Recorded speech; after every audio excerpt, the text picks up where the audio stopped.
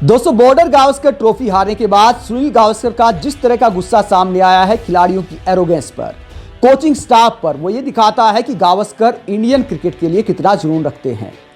शायद रोहित शर्मा का एक बयान गावस्कर के दिल पर लग गया और रोहित शर्मा के साथ साथ कोचिंग स्टाफ की भी जबरदस्त क्लास लगाई है, जिसे गौतम गंभीर को सुनना चाहिए।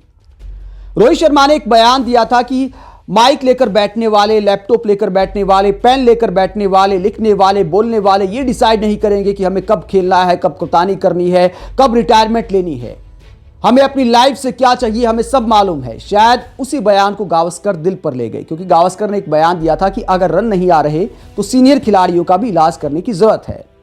अब रोहित शर्मा ने ऐसी एरोगेंस दिखाई तो गावस्कर से जब आज सवाल पूछा गया, मैच हारने के बाद जतिन सप्रू ने जब सवाल पूछा कि सनी सर, आपको क्या लगता है कि प्लानिंग में क्या कमी रह गई, क्या ऑस्ट्रेलिया टूर के हिसाब से तैयारी नहीं की गई थी, आगे हमें क्या सबक लेना चाहिए। तो गावस्कर ने कहा कि देखिए भैया, हमें क्रिकेट का कुछ आता जाता नहीं है, हमें क्रिकेट के बारे में कुछ नहीं मालूम, हम टेलीविजन पर यहाँ बकवास करते हैं, हमारी सुनने की जरूरत नहीं है, हम पैसे के लिए बोलते हैं टीवी पर और उसके बाद अपने घर चले जाते हैं, हमें क्रिकेट का ABCD नहीं आता है, तो हमारी बात को ज्यादा सीरियस लेना भी नहीं चाहिए, इस कान से सुनिए, दूसरे कान से निकाल दीजिए, हमें क्रिकेट के बारे में कुछ नहीं पता।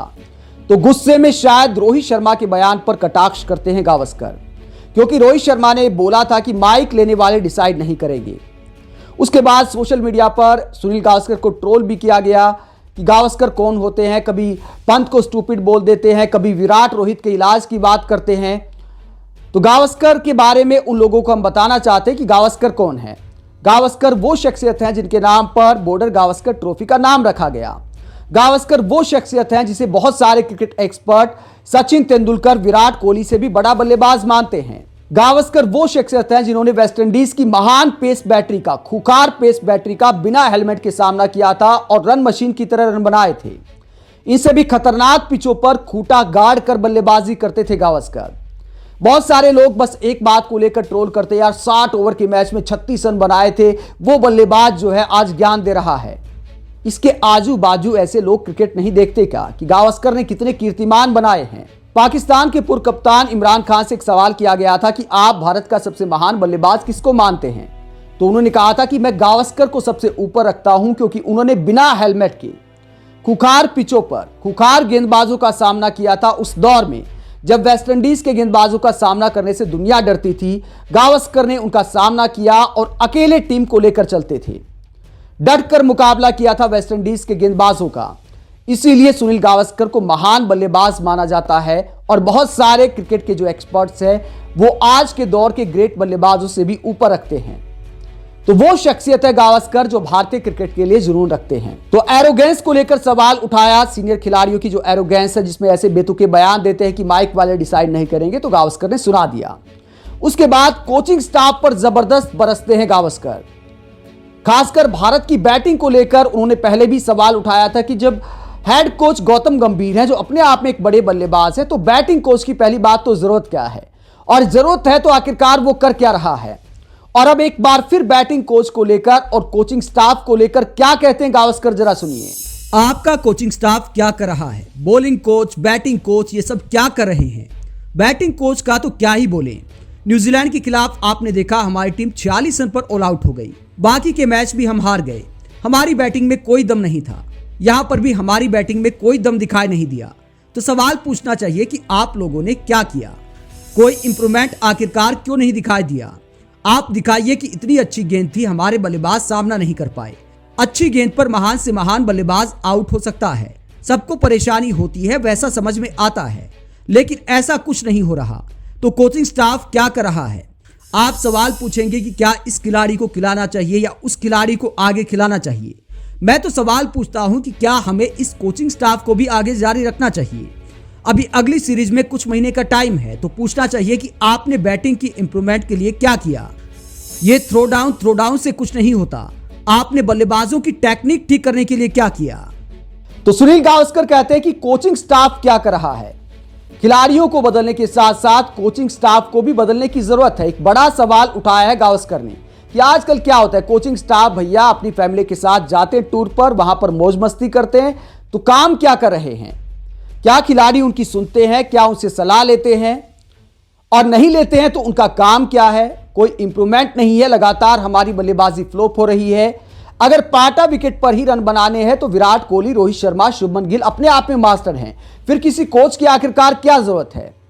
आज इतना बड़ा बल्लेबाज, दो वर्ल्ड कप के फाइनल में शानदार खेलने वाला बल्लेबाज भारत का हेड कोच है, बैटिंग कोच अलग से है हमारे पास, तो आखिरकार वो सब कर क्या रहे हैं? ये सवाल उठाया है सुनील गावस्कर ने कि थ्रो डाउन की प्रैक्टिस करानी तो वो तो कोई भी करा लेगा, उसमें आखिरकार एक कोच का क्या काम है? क्या हेड कोच गौतम गंभीर का काम वो शाहरुख खान टाइप का है कि भैया आज आपके पास 70 मिनट है या फिर ये वाली सीरीज आपको ये करना है, वो करना है, ईमानदारी है, फलाह है, देश सबसे ऊपर है, खिलाड़ियों में हंगर है, खिलाड़ी अपने आप में ईमानदार है, वो सब जानते। इस तरह के प्रवचन से देश पक चुका, बार बार रिजल्ट वही आता है, नील बटा सन्नाटा।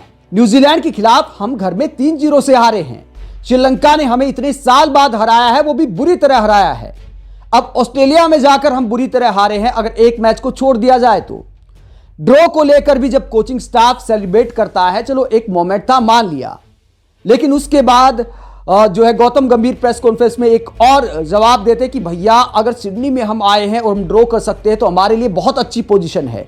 आज से 45 दिन पहले अगर किसी ने पूछा होता तो हम इस बात से संतुष्ट है कि सिडनी में हम ड्रॉ कराने की पोजीशन में है। यानी सीरीज जीतने के लिए नहीं आए थे गौतम गंभीर, ड्रॉ कराने के लिए आए थे, बस इतनी सोच है। 2 बार हम सीरीज जीत चुके हैं ऑस्ट्रेलिया में। उसके बाद गंभीर कहते हैं कि भैया सीरीज ड्रॉ करा सकते हैं, इससे अच्छी पोजीशन क्या हो सकती है? फिर ड्रॉ भी नहीं करा पाए, 3-1 से हार गए। अब बोलते हैं कि भैया 5-6 महीने हैं, अभी बहुत कुछ बदल सकता है। और गौतम गंभीर ने एक और कमाल का बयान दिया। उनसे पूछा गया क्या इस सीरीज के कुछ पॉजिटिव्स हैं, तो उन्होंने कहा कि बहुत सारे पॉजिटिव हैं इस सीरीज में। तो गौतम गंभीर से हम पूछना चाहते हैं कि भैया कौन से ऐसे पॉजिटिव हैं जो हमें दिखाई नहीं देते? क्या बुमराह की गेंदबाजी पॉजिटिव है? तो बुमराह तो हमेशा से चैंपियन गेंदबाज हैं।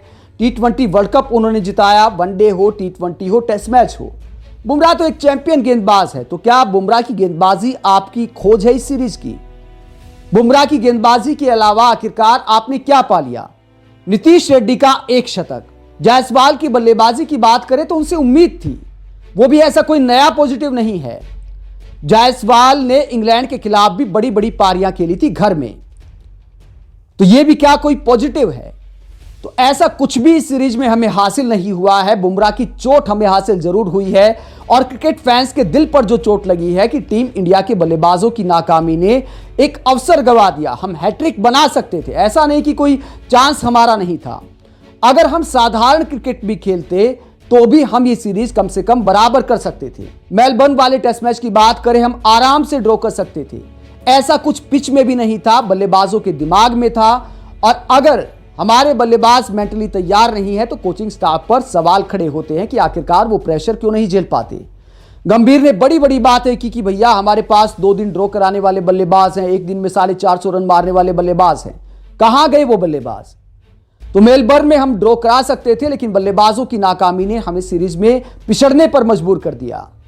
सिडनी टेस्ट मैच में अगर हम 50 रन और बना देते, अगर विराट कोहली, शुभमन गिल, ये सारे बल्लेबाज एक ही गलती बार बार नहीं दोहराते तो हम 50 रन और बना सकते थे। ऐसा कोई करिश्मे वाली बात नहीं है, ये क्लास बल्लेबाज हैं।